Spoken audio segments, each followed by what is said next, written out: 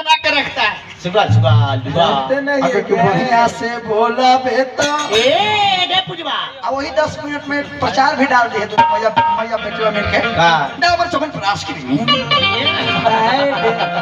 5 minute का add है बढ़िया से बोला बेटा अब वही में ऋषभ पंत लाठी लेके आ जाता है विराट भाई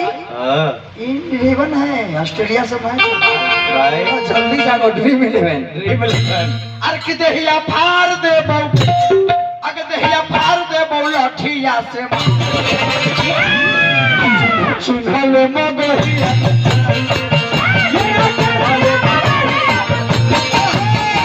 सुनल मगहिया भाई के सुनल मगहिया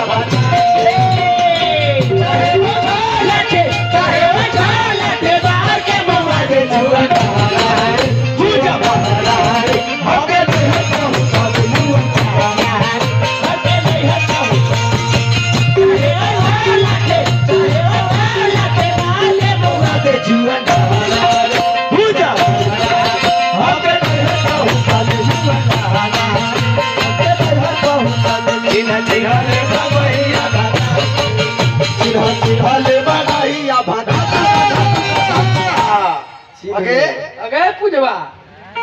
ना उत्तर फेर में काहे लगे आगे तो हमार माई के कहना ना करबे कहना ना कर बाबूजी के ना कहना मानबे ना करबे। चल हमारे को पूछ दादा हमें दादा के तो नहीं कहना बूढ़ मान ले तेरी माँ के तेरी बहन के तेरी दादा के गोड़ लागो कहना मान गोड़ लागो मान गोड़ लग जाके गोड़ दब बोल लागे जाके गोड़ लग धोती उधर खोल के धोती खींचो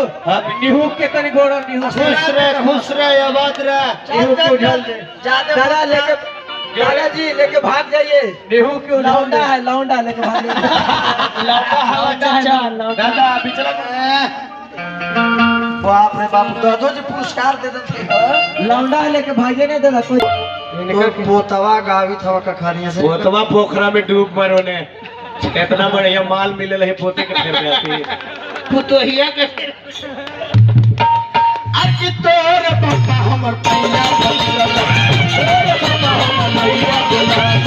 तोर पापा हमर पैया बलिया तोर पापा हमर पैया बलिया तोर पापा हमर पैया पे गिरलो गिरलो और तब जाके मंगिया में सिंदूर तब जाके मंगिया में सिंदूर तब जाके मंगिया में कहेगा दीपावली में हम कर गरम दिखा लो खा लिया है कि जम के दिया घर ही बार में बाजी साथ है 12 तारीख खा लिया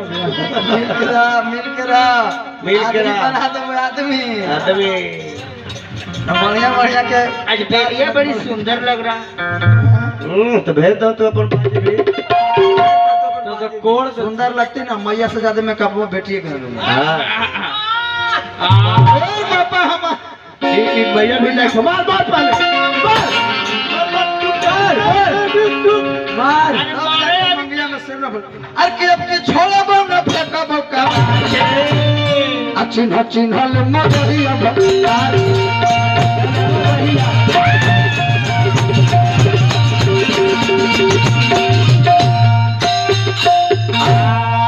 ज्यादा ना